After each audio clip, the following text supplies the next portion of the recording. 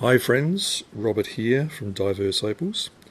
Welcome back to our YouTube channel and thank you for continuing to support us and watch our videos. Today, in front of you or in front of me, we can see a piece of material from Mintabie, and it's already been faced to some degree, and we can see some really nice, a really nice sheeny pattern on top. Nice colour, nice and bright. But I'm a little bit ambitious and I like to try and extract the very best out of every stone. And so when we turn the stone on its side, we can see some very beautiful bars of colour. And in chasing these bars of colour, it will be a little bit slow going. We have to be careful because these bars are very thin, and also we may sacrifice some of the dark material that's actually present.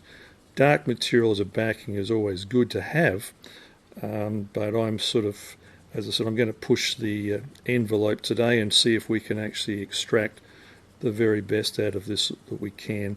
So this will involve drill work. We're going to use a medium grade to start with, and we'll see if we can reach a colour bar that will yield or produce better colour. There are a couple of bars here, but I'm hoping that the first one that we come to is thick enough and will in fact allow us to produce an all over covering that will produce a nice stone. So let's get started with the drill work. In the time that I've spent coming to start the work, I've actually had a second thought about which way I would start cutting the stone, and I've rethought my strategy, and I was going to take the top off, but I thought to myself, there's actually dark bodied colour towards the top, which is here, and if I was to grind this away chasing the bar, I'm going to do away with that dark base, which I think could be a mistake. Now there is another bar on the bottom, and there is a small section here, which it's only just that little section there, which is actually dark, predominantly dark.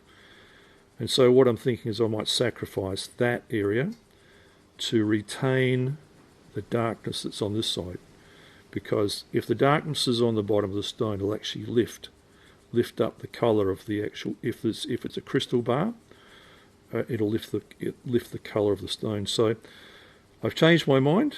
I'm not doing this side first, I'm doing this side first, and who knows, we might end up with a double-sided stone. So I'm going to be using a coarse sintered burr. I want to get through this as quickly as possible, and this will help us to achieve that. I'm doing this dry, and of course I'm using a mask as well. But sintered diamond burrs, you'll find them on our on the description as to what it is and where you can source them from. So let's get started.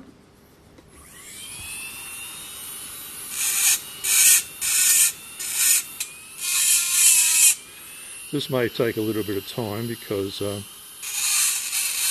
I don't want to go through the colour bar. I'm looking at the side of the stone to see where the colour bar is, to make sure that I'm not actually going through it. Let's have a bit of a look. See how this is coming along.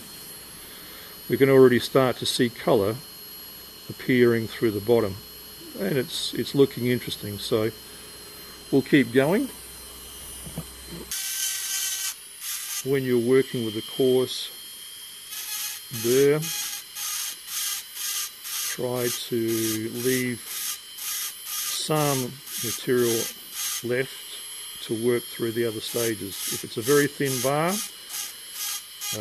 if you go completely through the top of the bar, you could be risking leaving nothing behind to actually sand out or grind out with finer grades the rest of the bar. So if you get to the bar, think about leaving something for the next stages that you'll need to go through.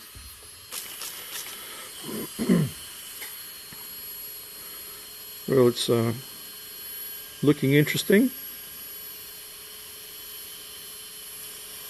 even with the black in the quarter. It's still a very interesting stone. We're going to keep going a little bit more. Still some, I still have some almost POTCH type material sitting here on top. I'm going to keep going with that and to see if we can just achieve slightly better colour.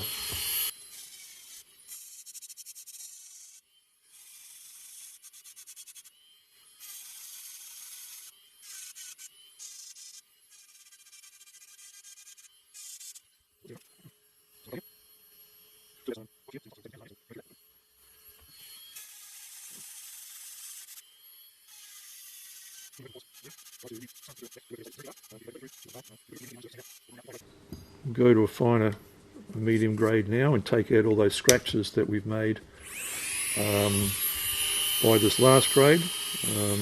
Because we've done most of the cleaning with the coarser grade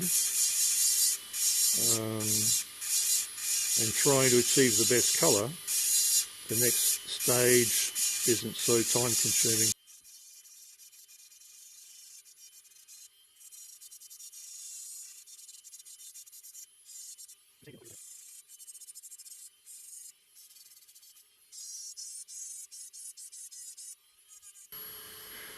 Well, we can see there's some very interesting colour here. It's looking very, very pretty. There's still a little bit of sand over here, which I'm going to endeavour to take out. And I think that there's enough depth of pattern to allow me to chase that out without going through any bars. From the side we can see quite a lot of colour. And even if we're looking for a clean face stone, to take that sand out, we may end up going through the original bar, but we may go into another bar, so it may not be so devastating or so disappointing.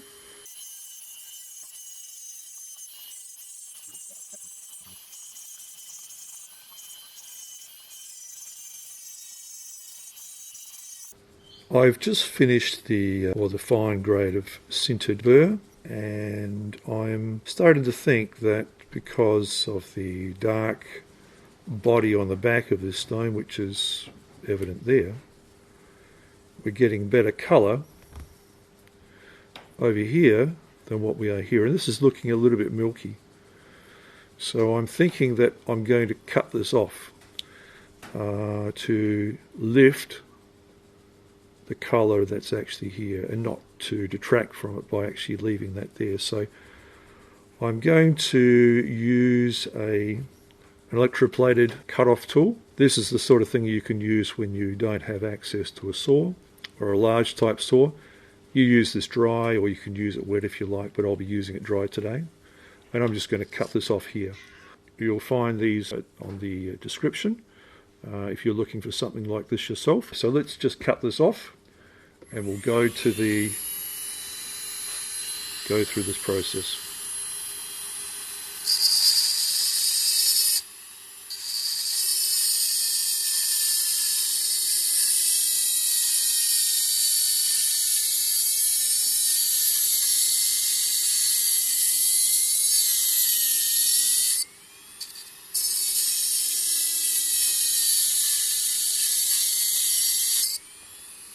So there we go, that's off. I'm just going to use the side of the blade to trim off that little bit that's left there. You can either use the blade or you can use the diamond tool. So I think I've made the right decision in doing this. In cutting that piece off, I can now see that a little bit more needs to come off of this to take away that milky look on this end. So I will go back to the medium grade of Sintered diamond burr and grind a little bit more off of this just to try and lift the colour of the stone, to make use of that dark body that's underneath. Okay, we finished with our final grade of sintered metal bond burr, and we've trimmed the stone to try and bring in the best colour. It was looking a little bit milky on this side here, around here, so we've trimmed a little bit off to expose or to bring it into a darker background. It was a bit milky. So what we're going to do now is we're going to use a medium grade rubberized silicon carbide rubberized abrasive, and we'll just even out the top, preparing it for our final stages of diamond compound. So let's get started in this. I'm using it on a slow speed. We don't need a high speed for this, so we'll just systematically work our way over the surface of the stone.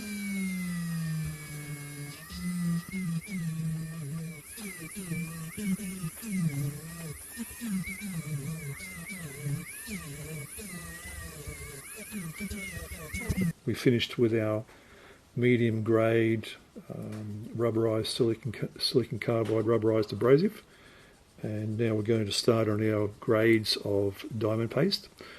I'm using 1200 today, 1200 as a starting point for this particular piece. I'll be using a felt to use it as a pre-polish, just to flatten out any additional marks that are in the stone, working our way to the final result. Use slow speed with regards to your pre-polish, and you'll notice that I'm using a wooden block to rest the stone on. If you're going to implement this process, try and keep a block that's dedicated to the grade that you're working on. You'll see this is 1200, this is 600, so this is a block that's dedicated to these two grades, and just to try and avoid contamination.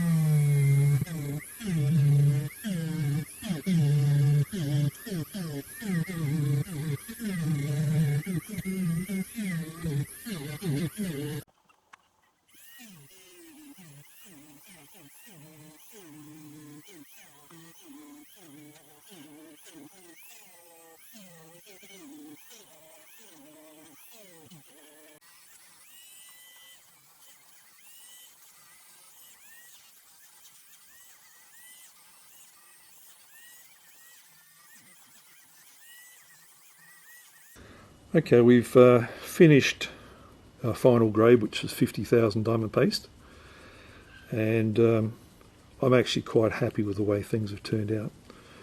What I need to do now is to go to my sander, and I'm going to clean up the sides and just make it a little bit less angular and a little bit more soft in the way the shape of it is. That won't take very long, and then I'll do the back of the stone as well, which was originally where we were going to work from, but now we will go to the sander and clean up around the edges, which won't take very long at all.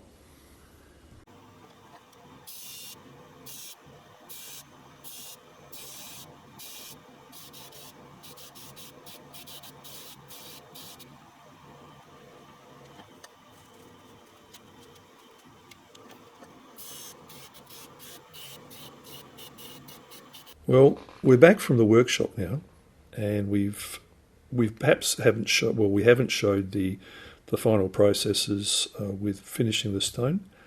Time didn't permit, but we've finished off the sides with finer grades of sandpaper, and I've just beveled the top edge with the paper as well, and then finished on leather with O-pol polishing powder.